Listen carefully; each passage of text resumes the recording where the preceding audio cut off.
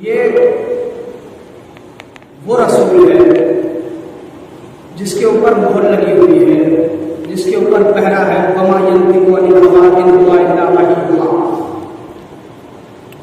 میرا رسول تو کچھ کہتا ہی نہیں ہے، یہ تو وہی کہتا ہے جو وہی کہتی ہے۔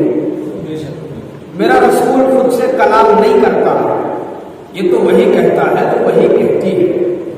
میرا رسول اگر چل رہا ہے تو بھی وہی ہے، اگر کہیں بیٹھ رہا ہے تو بھی وہی ہے، اگر کسی سے گفتگو کر رہا ہے تو بھی وہی ہے، اگر کہہ رہا ہے کہ انا مدینۃ العلم وعلی بابھا تو بھی وہی ہے، اگر کہہ رہا ہے من کنت مولا فہذا علی مولا، کہ جس کا میں مولا ہوں اس کا علی مولا تو بھی وہی ہے۔ اگر رسول کسی کو بدن میں بلائے تو وہی ہے، کسی کو بدن سے بھگائے تو وہی ہے۔ صلوات صلی اللہ محمد۔ یعنی اس کا رسول ہے جو رحمان ہے، رحیم ہے، جبار ہے، غفار ہے، حنان ہے، منان ہے، برہان ہے، سبحان ہے، قدیم ہے، عالم ہے، حی ہے، قادر ہے، مدرک ہے، مرید ہے، متکلم ہے، صادق ہے، امین ہے، دلیل ہے، وکیل ہے، لم یلد ہے ولم یولد ہے، احد ہے، واحد ہے، صمد ہے۔ یہ اس کا رسول ہے، اور اس نے اس خداوند عالم نے 14 ایسے بے عیب رہبر بنائے، ایسے ناعیب رہبر بنائے کہ وہ خود محمود تھا، کسی کو محمد بنا دیا، وہ خود اعلیٰ تھا، کسی کو علی بنایا، وہ خود فاطر السماوات والارض تھا، کسی کو فاطمہ بنایا، وہ خود قدیم الاحسان تھا، کسی کو حسین حسن بنایا، وہ خود قدیم الاحسان تھا، کسی کو حسین بنایا، وہ خود معبود تھا تو کسی کو زین العابدین بنا دیا، وہ خود عالم الغیب تھا تو کسی کو باقر العلوم بنایا، وہ خود صادق تھا تو کسی کو جعفر صادق بنا دیا، وہ خود حلیم ہے، وہ خود حلیم تھا تو کسی کو کاظم بنایا، اس کی رضا تھی تو کسی کو رضا بنا دیا، وہ تقوی کو پسند کرتا ہے تو کسی کو تقی بنا دیا، وہ نقی مزاج ہے تو کسی کو نقی بنایا، وہ لشکر والا ہے تو کسی کو عسکری بنایا، وہ نظر نہیں آتا مگر ہے تو کسی کو غیب بنایا۔ صلی اللہ محمد۔ یہ وہ خدا بنایا، وہ خدا بنایا۔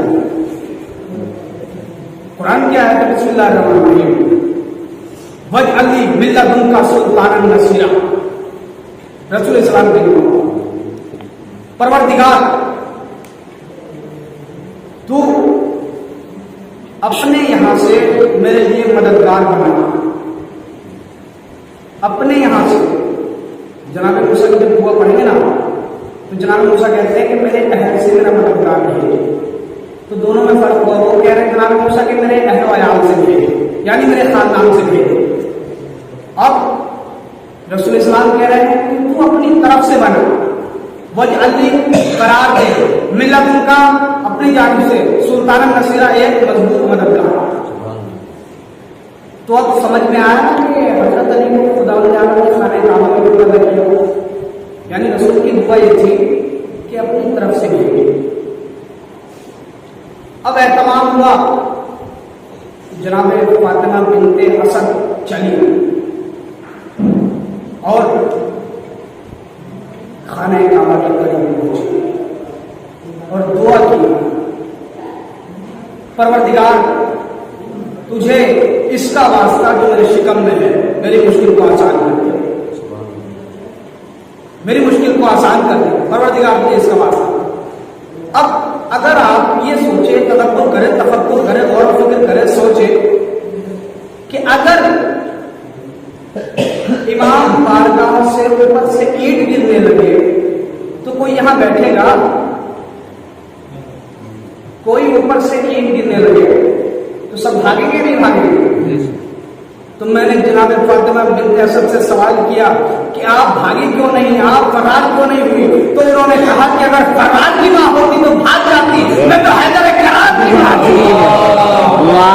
صلی علی محمد اگر فرار کی ماں ہوتی تو بھاگ جاتی، میں پیدل ہی کرتا ہوں۔ اور یہ وجہ علی بن ندوہ کا سلطان نصیرہ، یہ اخبار نہیں ہے، قرآن ہے، یہ کہانی نہیں ہے، قرآن ہے، یہ قرآن ہے کہ قرآن جس شب میں نازل ہوا، جس رات میں نازل ہوا، وہ رات تمام راتوں کی سردار۔ قرآن جس مہینے میں نازل ہوا، وہ مہینہ رمضان المبارک تمام مہینوں کا سردار۔ قرآن کو جو لے کر آیا جبریل، وہ تمام ملائکہ کا سردار۔ اور قرآن جس پر نازل ہوا تمام انبیاء کا سردار۔ اور قرآن کو جس نے بھیجا وہ پوری کائنات کا سردار۔ یعنی جب پتا چلا کہ جب قرآن کی عظمت ہے تو وارث قرآن کی کیا عظمت ہوگی؟ صلوات پڑھ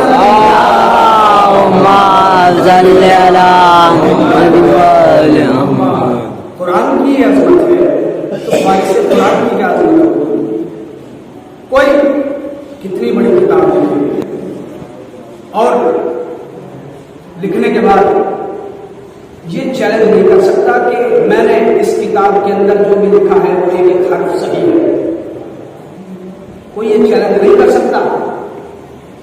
لیکن قرآن بسم اللہ الرحمن الرحیم الف لام میم ذالک الکتاب لا ریب فیہ، یہ وہ کتاب ہے جس میں شک کی گنجائش نہیں ہے۔ پہلے سے ہی قرآن کہتا ہے، چیلنج کرتا ہے، یہ وہ کتاب ہے جس میں شک کی گنجائش نہیں ہے۔ اب اگر آپ دیکھیں تو جب قرآن ایسا ہے تو وارث قرآن کو بھی اسی معیار کا ہونا چاہیے نا۔ قرآن بھی طاہر ہے، علی بھی طاہر ہے، قرآن بھی پاک ہے، علی بھی پاک ہے، قرآن بھی ہادی ہے، علی بھی ہادی ہے، قرآن بھی ہدایت کرتا ہے، علی بھی ہدایت کرتا ہے۔ لیکن قسم خدا کی دونوں میں زمین آسمان کا فرق ہے۔ آپ قرآن کہتے رہے، آپ کو ثواب نہیں ملے گا، آپ علی کہتے رہے صلی علی محمد وعلی محمد۔ آپ قرآن کہتے رہے، قرآن نہیں، جب تک پڑھو گے نہیں قرآن کہنے سے ثواب نہیں ملے گا۔ لیکن رسول اللہ فرماتے ہیں کہ ذکر علی عبادت، علی کا ذکر کرنا عبادت ہے۔ اب محترم نے اعتراض کیا کہ یا نبی اللہ ہے، حبیب خدا محمد مصطفیٰ، آپ نے علی ہی کا ذکر عبادت کیوں قرار دیا؟ آپ آدم کے لیے کہتے تھے کہ آدم کا ذکر کرنا عبادت ہے، آپ نوح کے لیے کہتے تھے کہ نوح کا ذکر کرنا عبادت ہے، آپ صالح کے لیے کہتے تھے کہ صالح کا ذکر کرنا عبادت ہے، آپ ابراہیم کے لیے کہتے تھے کہ ابراہیم کا ذکر کرنا عبادت ہے، آپ ہود کے لیے کہتے تھے کہ ہود کا ذکر کرنا عبادت ہے، آپ اسماعیل کے لیے کہتے تھے کہ اسماعیل کا ذکر کرنا عبادت ہے، آپ ایوب کے لیے کہتے تھے کہ ایوب کا ذکر کرنا عبادت ہے، آپ یوسف کے لیے کہتے تھے کہ یوسف کا ذکر کرنا عبادت ہے، آپ یعقوب کے لیے کہہ سکتے تھے کہ یعقوب کا ذکر کرنا عبادت ہے۔ تو نبی نے کہا کہ نادان تو نہیں جانتا، آدم کا علم دیکھنا ہے تو علی میں دیکھ، نوح کا تقویٰ، نوح کا علم دیکھنا ہے تو علی میں دیکھ، اور موسیٰ کی ہیبت دیکھنی ہے تو علی میں دیکھ، ابراہیم کی خلت دیکھنی ہے تو علی میں دیکھ، یوسف کا جمال دیکھنا ہے تو علی میں دیکھ، اور میرا کمال دیکھنا ہے تو علی میں دیکھ۔ صلی علی محمد۔ یہ ہے عظمت علی۔ اور اگر صرف ہم تعریف کریں تو وہ تعریف ہے کیا؟ تعریف تو جب ہے جب غیر تعریف کرے۔ جناب عائشہ اپنے والد بزرگوار خلیفہ اول مسلمانوں کو ان سے سوال کرتی ہے کہ بابا جان، میں نے اکثر دیکھا ہے آپ جس بزم میں ہوتے ہیں، آپ جس محفل میں ہوتے ہیں، آپ جہاں بیٹھے ہوئے ہوتے ہیں کہ آپ علی کا چہرہ ہی تکتے رہتے ہیں، آپ بڑے غور سے علی کو دیکھتے رہتے ہیں۔ تو خلیفہ اول کہتے ہیں کہ قسم خدا کی میں نے نبی کی زبان مبارک سے سنا کہ علی کا چہرہ تکنا بھی عبادت ہے۔ اللہم صلی علی محمد وعلی محمد۔ دوسری روایت پھر سوال کرتی ہیں کہ بابا، میں نے دیکھا ہے کہ علی جدھر جاتے ہیں آپ اس طرف رخ کر کے دیکھتے رہتے ہیں، آپ اس طرف دیکھتے رہتے ہیں۔ تو خلیفہ اول نے کہا کہ نبی نے فرمایا علی جس طرف جائے اس طرف دیکھنا پڑتا ہے۔ تیسری روایت، اب اگر بھائی ہم نہ نبی علی کی طرف دیکھ سکتے ہیں، ہمارے سامنے علی ہے نہیں، ہمارے سامنے علی ہے نہیں تو ہم علی کو دیکھ نہیں سکتے، علی جدھر جائے ادھر ہم دیکھ نہیں سکتے، تو پھر ہمارے لیے بھی تو کچھ ہونا چاہیے۔ تو تیسری روایت یہ کہتی ہے کہ وہ کہتے ہیں خلیفہ اول کہ ذکر و علی عبادت، علی کا ذکر کرنا بھی عبادت ہے، آپ علی علی کرتے رہے، آپ کو ثواب محمد آپ علی علی کرتے رہے، آپ کو ثواب ملتا رہے گا۔ رسول اسلام فرماتے ہیں کہ یعنی 6 فضیلتیں ایسی ہیں کہ جو اللہ نے کسی اور کو عطا ہی نہیں فرمائی۔ 6 فضیلتیں ایسی ہیں کہ جن میں سے 3 اللہ نے مجھے دی، 3 تجھے دی، اور میری فضیلتوں میں تو برابر کا شریک ہے۔ بڑی توجہ رہے، رسول اسلام فرماتے ہیں کہ 6 فضیلتیں ہیں، 6 فضیلتوں میں 3 اللہ نے مجھے عطا فرمائی اور 3 علی کو عطا فرمائی، اور جو مجھے عطا فرمائی ان میں تو برابر کا شریک ہے۔ کہا پہلی فضیلت مولا تعالیٰ فرماتے ہیں کہ یا نبی اللہ بتائیں جن میں برابر کا شریک ہوں، وہ فضیلت بتائیں۔ کہا پہلی فضیلت یہ ہے کہ اللہ نے مجھے کوثر عطا کیا، اللہ نے مجھے کوثر عطا کیا، ساقی کوثر تجھے بنا۔ دوسری فضیلت کہ اللہ نے مجھے علم دیا، علم بردار تجھے بنا دیا۔ تیسری فضیلت اللہ نے مجھے جنت و جہنم کا مالک بنایا، تقسیم کرنے والے تم ہو۔ یہ ہے 3 فضیلتیں۔ اب ہارون رشید نے 8ویں امام علی رضا علیہ السلام صلی اللہ محمد محمد سوال کیا ہارون رشید نے کہ یا امام یہ حدیث مجھ کو ہضم نہیں ہوتی، یہ حدیث میری سمجھ میں نہیں آتی کہ ایک تنہا علی اور اتنے لوگ ہوں گے سب کو جنت و جہنم کیسے بانٹ سکتا ہے؟ تو امام فرماتے ہیں کہ تیری یہ سمجھ میں نہیں آتا؟ اس نے کہا یا امام میری سمجھ میں نہیں آتا یہ نبی نے کیسے حدیث ارشاد فرمائی؟ تو نبی یہ امام فرماتے ہیں کہ چلے کوئی حدیث سن لیتے۔ امام نے کہا یعنی حبوں کا تقوی وال ایمان، یعنی بغضوں کا کفر والنفاق۔ اے علی تیری محبت تقوی بھی ہے ایمان بھی ہے۔ تو ہارون رشید کہتا ہے کہ یا امام یہ حدیث تو بڑی آسان ہے۔ تو امام نے کہا جنت اور جہنم تقسیم ہو گئے، کیونکہ جس کے دل میں محبت علی ہو وہ جنتی ہے، جس کے دل میں بغض علی ہو وہ جہنمی ہے۔ صلی اللہ محمد محمد محبت علی ہو وہ جنتی ہے، اور جس کے دل میں بغض علی ہو وہ منافق ہے، وہ جہنمی ہے۔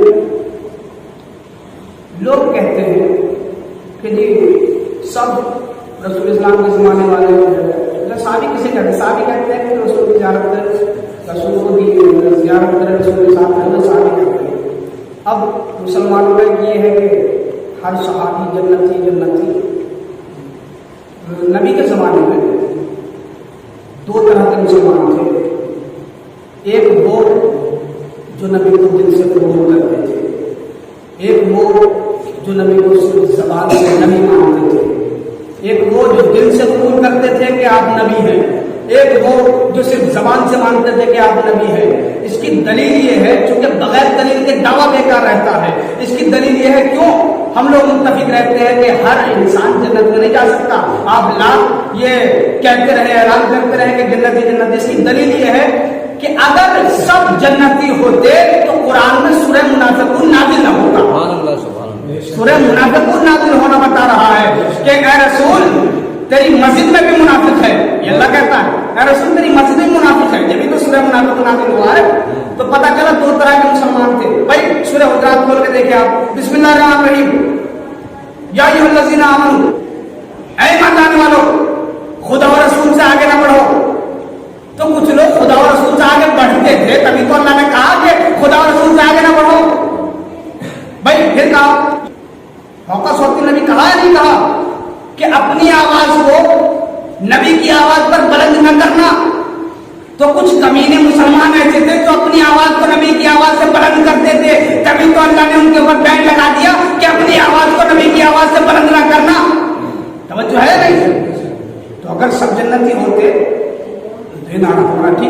سورہ منافقون نازل ہوا. صلوات پڑھیں تو صلی اللہ محمد وآل محمد. چونکہ ہم اتحاد مسلمین کی تعلیم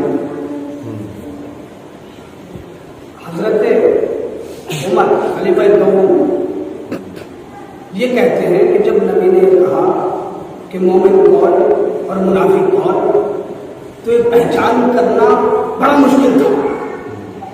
یہ پہچان کرنا کون مومن کون منافق یہ پہچان کرنا بڑا مشکل تھا.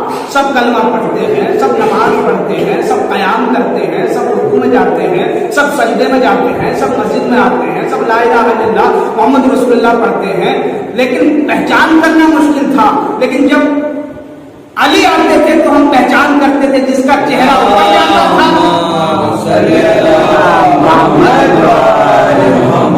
ہم پہچان کر لیا کرتے تھے کہ جس کا چہرہ اتر جایا کرتا تھا وہ منافق, اور علی کو دیکھ کر جس کا چہرہ مسکراتا تھا وہ مومن.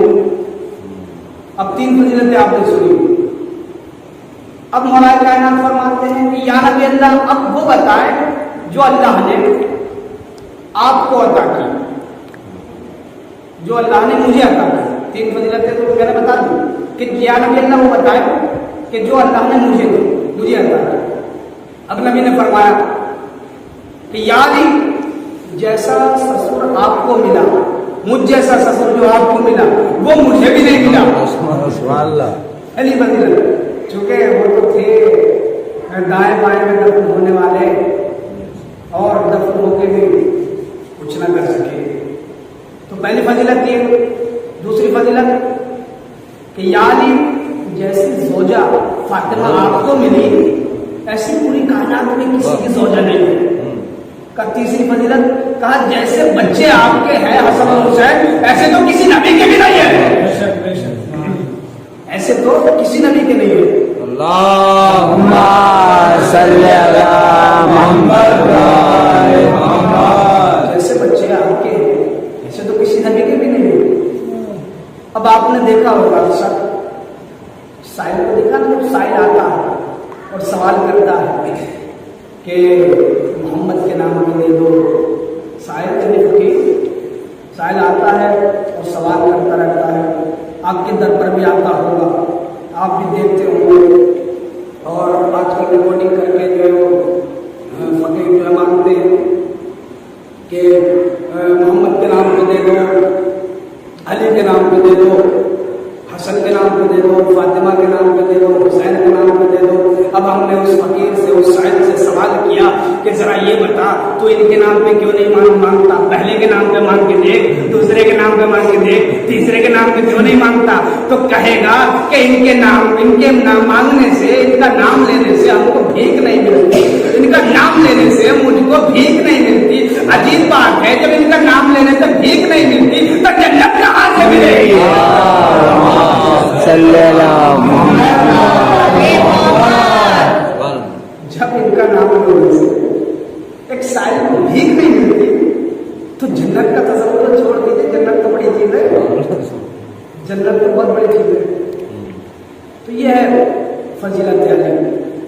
اہل بیت کو نکالنے کے بعد, اہل بیت کو جدا کرنے کے بعد پوری نماز کا ترجمہ چھوڑیے, صرف چیلنج ہے میرا جہاں جہاں تک آواز جا رہی ہے, صرف اہل بیت کو نکالنے کے بعد صرف اللہ اکبر کا صحیح ترجمہ بتا دیں.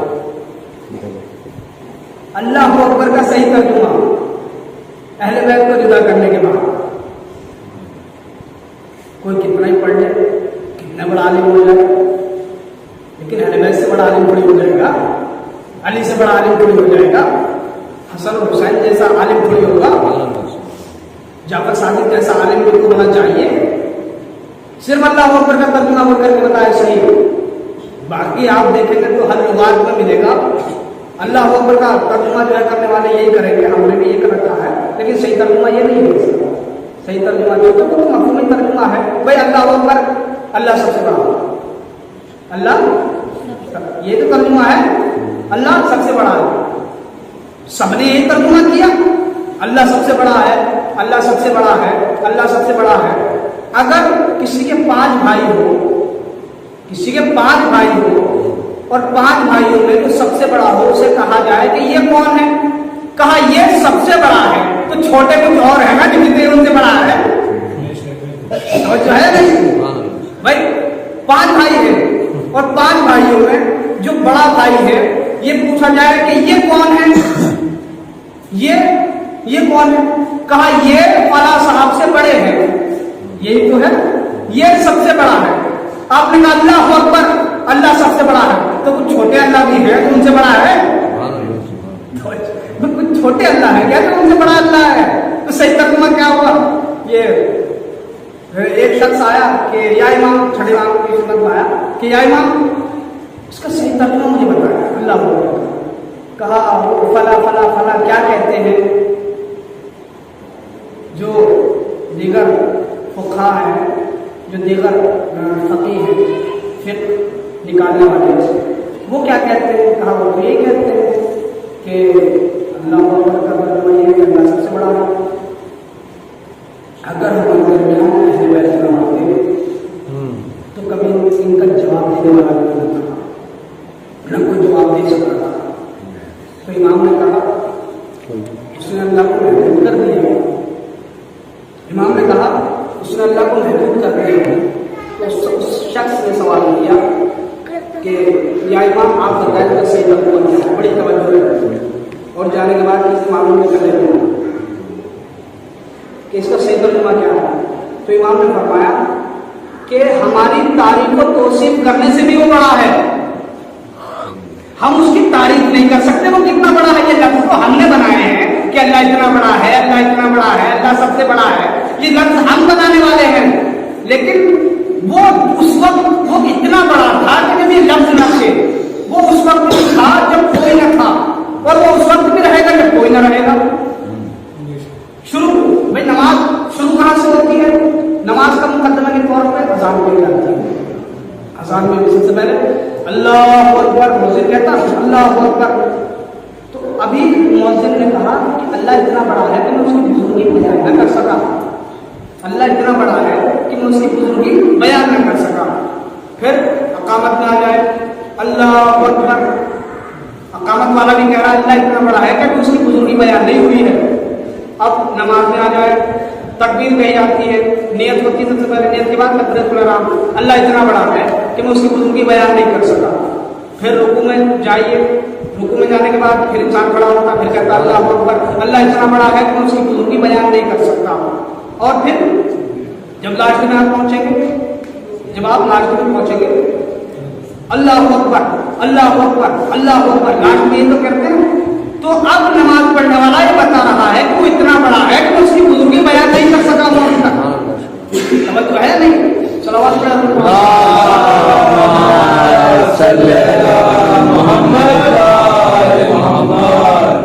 اگر ہمارے درمیان ایسی شخصیات ہوئی تو کبھی ان کے بارے میں بتانا چاہیے تھا۔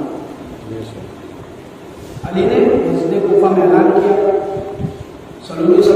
قبل پوری کائنات کے اندر کسی نے نہ تو علی سے پہلے دعویٰ اسلام نہیں کیا، نہ علی کے بعد دعویٰ اسلام نہیں کیا، پوری کائنات۔ اب وہی جو لوگ عجیب و غریب سوالات کرتے ہیں کہ میرے سر میں کتنے بال ہیں بتا دیجیے، ایسے ایک نورانی شخص اٹھا مسجد کوفہ سے، اور اٹھنے کے بعد یہ سوال کرتا ہے کہ یا علی یہ بتائے کہ اس وقت جبریل کہاں ہے، اس وقت جبریل کہاں ہے؟ اب علی نے کچھ دیر سوچا، پہلے آسمان پہ دیکھا، اپنے ذہن پہلے آسمان پر لے گئے، جبریل کا کچھ پتہ نہیں، دوسرے آسمان پہ لے گئے، جبریل کا کچھ پتہ نہیں، تیسرے آسمان پہ لے گئے ذہن کو، جبریل کا کچھ پتہ نہیں، چوتھے آسمان پہ دیکھا کچھ پتہ نہیں، پانچویں آسمان پہ دیکھا کچھ خبر نہیں، چھٹے آسمان پہ دیکھا کوئی خبر نہیں، ساتویں آسمان پہ دیکھا، عرش پر دیکھا، کرسی پہ دیکھا، سدرۃ المنتہا تک چلے گئے، لیکن جبریل کا کچھ پتہ نہیں، سمندر کی گہرائیوں میں دیکھا جبریل نہیں ملے، پہاڑوں پر دیکھا جبریل نہیں ملے۔ اب علی کہتے ہیں کہ تو میں جب جبریل ہوں یا تو جبریل ہے؟ اب وہ فوراً جبریل بنا، تو بہت سارے سوالات ایسے حضرت علی سے ہوتے رہے۔ روم से बहुत सारे सवाल लिखे, खलीफा दोनों का जमाना था। अब ऐसे ऐसे सवाल कि ये बताइए कि पहला सवाल कि वो क्या चीज है कि जिसको अल्लाह ने खल्क नहीं किया। अब इसका जवाब कौन दे, कौन सी चीज है जिसको अल्लाह ने खल्क नहीं किया। दूसरा सवाल, वो क्या चीज है जिसको अल्लाह करता नहीं। तीसरा सवाल, वो क्या चीज है जिसको अल्लाह नहीं जानता। आसमान में कुफर कहाँ है, वो कौन सी खबर है जो अपने मखलूक को लेकर चले, वो कौन सा दरख्त है कि जिसके नीचे इंसान चलता रहे लेकिन उसका साया कभी खत्म न हो, वो कौन सा मकाम है जहां सूरज की रोशनी सिर्फ एक मरतबा पड़ी है फिर उसके बाद नहीं पड़ी। जब ऐसे ऐसे सवाल देखे तो जो खलीफा साहब थे उनकी हालत खराब हो गई। ये सवालों का जवाब कौन देगा, उनकी हालत खराब हो गई। इसे जवाब कौन दे देगा, तो बड़े खतरनाक सवाल आते, कौन देगा इनके जवाब। अब हजरत बुलाया गया, यानी बताएं वो क्या चीज है जिसको अल्लाह ने खल्क नहीं किया। तवज्जो है। तो इमाम फरमाते हैं कि वो कुरान है जिसको अल्लाह ने खल्क नहीं किया। ये क्या मतलब का मतलब ये है कि अल्लाह का इल्म है और अल्लाह का इल्म ज़ाती इल्म है, अल्लाह ने किससे हासिल नहीं किया है, इसलिए अल्लाह ने इसको खल्क नहीं किया। कि दूसरा, अल्लाह क्या नहीं करता है। इमाम फरमाते हैं कि अल्लाह किसी पर जुल्म नहीं करता। तीसरा सवाल, अल्लाह क्या नहीं जानता है। तीसरा सवाल क्या, अल्लाह क्या नहीं जानता। तो इमाम ने फरमाया कि अल्लाह ये नहीं जानता कि उसके बच्चे भी हैं, उसकी ज़ौजा भी है कोई। अल्लाह ये नहीं जानता, जब है नहीं तो जानेगा तब। और तीसरा सवाल कि वो सूरज कौन सा मकान है जहाँ एक मरतबा सूरज की रोशनी पड़ी है, तो वो मकाम वो दरियाए नील है। जब जनाब मूसा ने अरसा मारा था और रास्ता बना था, तो उसके बाद जनाब मूसा की कौम गुजर गई थी, तो सूरज तो वहाँ पड़ा था नहीं पड़ा था। कहाँ ठीक है, कहा वो शजर कौन सा होगा जिसके नीचे इंसान चलता रहे तो उसका साया खत्म न हो। तो इमाम ने फरमाया वो शजर तौबा, वो जन्नत का दरख्त है जिसके नीचे इंसान चलता रहे तो कभी उसका साया खत्म न हो। कहा वो मदफून, वो कौन सी कब्र थी जो अपने मालिक को लेकर चली, अपने मदफून को लेकर चली। कहा वो एक मछली थी जो जनाब यूनुस को लेकर समंदर में सैर कराती रही। तो कौन उनके जवाब दे। ऐसे बहुत सारे ऐसे सवाल हैं, लेकिन सोचने वाली बात यह है कि मेन जो मकसद है वो है इल्म का हासिल करना। मुख्तलिफ मकामात इमाम ने नजुल बलागा में फरमाया अल इल्म खैरुम मिनल माल, इल्म माल से बेहतर है। अल इल्म यारिसुल माल, माल की तू हिफाजत करता है, इल्म तेरी हिफाजत करता है। अल इल्म हाकिमुन वमा महकुमुन अलैह, इल्म इंसान को हाकिम बनाता है। इल्म वाला कभी किसी के दर पर नहीं जाता। अगर तुम्हारे पास इल्म है तो यहूदी तुम्हारे दर पे, मजूसी तुम्हारे दर पे, भाई सही नहीं। इल्म वाला कभी किसी के दर पर नहीं जाता। आपने तारीख का मुताला किया, अली कभी किसी के दर पर नहीं गए, लेकिन क्या तुमने गौर किया कि अली का दरवाजा, जला हुआ दरवाजा लोगों ने खटखटाया नहीं खटखटाया? यह है इल्म का बयान। इल्म वाला कभी किसी के दर पर नहीं जाता, बल्कि इल्म वाले के दर पर सब लोग जाते हैं।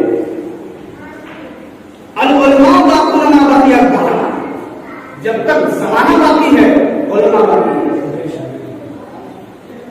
मौतुल आलम, एक आलिम की मौत पूरे आलम की मौत है, क्योंकि जो फैज पहुंच रहा था वो नहीं पहुंचे। सलावत पढ़े अल्लाहुम्मा सल्ली अला मुहम्मद व आले मुहम्मद। अब इंसान इतना मुस्तरिब और परेशान रहता है, कभी सजदे में जाता है कि रब की मारिफत हासिल करे, कभी रुकू करता है कि रब की मारिफत हासिल हो जाए, کبھی مندر میں جا کر گھنٹی بجاتا ہے کہ رب کی معرفت حاصل ہو جائے، کبھی گرجا گھر میں جانے کے بعد موم بتی جلاتا ہے کہ رب کی معرفت حاصل ہو جائے، کبھی ادھر جاتا ہے کبھی ادھر جاتا ہے، کبھی آپ سے ملتا ہے کہ رب کی معرفت حاصل ہو جائے، ادھر ادھر بھٹکتا رہتا ہے کہ کسی طریقے سے رب کی معرفت حاصل ہو جائے۔ امام فرماتے ہیں کہ ومن عرف نفسہ فقد عرف ربہ، جس نے اپنے آپ کو پہچان لیا اس نے پروردگار کو پہچان لیا۔ صلوات پڑھا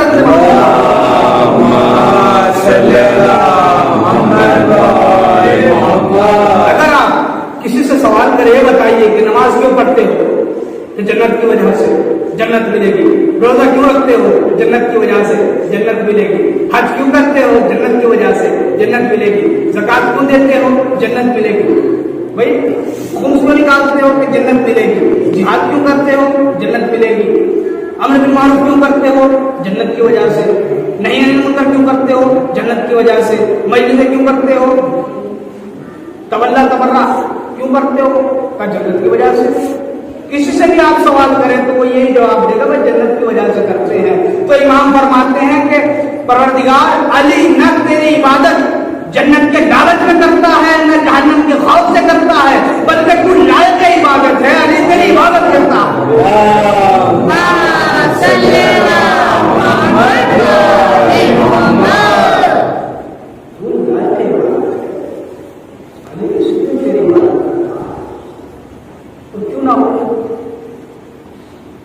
جو رہبر ہوتا ہے وہ شجاعت کو بھی آگے علم میں بھی آگے تین دن کے سجدے کرنے والے کچھ یہ بھی آگے اور ہم لوگ صرف مولا کی بہادری دیکھتے ہیں۔ آپ فلسفہ دیکھیں کہ امام مسجد کوفہ میں خطبہ دے رہے ہیں، اچانک ایک اجداد نازل ہوا، ایک بہت بڑا سانپ، سب لوگ حیران ہو گئے اور ڈرنے لگے۔ علی نے کہا تمہارے پاس نہیں میرے پاس آیا، علی نے کہا تمہارے پاس نہیں آیا میرے پاس آیا، آنے دو۔ یہ آیا، آنے کے بعد اس نے مولائے کائنات کے کان میں کچھ کہا، امام نے اس کو اسی کی زبان میں جواب دیا اور یہ وہاں سے چلا گیا۔ اب لوگوں کی جان میں جان آئی، یار یہ یہاں کیوں آیا تھا، اس نے آپ کے کان میں کیا کہا اور آپ نے اس کو کیا جواب دیا۔ امام فرماتے ہیں کہ اس کا باپ اجداؤں کا سردار تھا، اس کا باپ اجداؤں کا سردار تھا، اس کا باپ فوت ہو گیا، مر گیا۔ یہ مجھ سے معلوم کرنے کے لیے آیا تھا مولا کچھ لوگوں نے مجھے سردار بنا لیا ہے، میں سرداری قبول کروں یا نہ کروں، میں سرداری قبول کروں یا نہ کروں۔ اب پتہ چلا نا کہ امام کسے کہتے ہیں، امام مصلی پر بیٹھ کر مسئلے بتانے والے مولوی کو نہیں کہتے،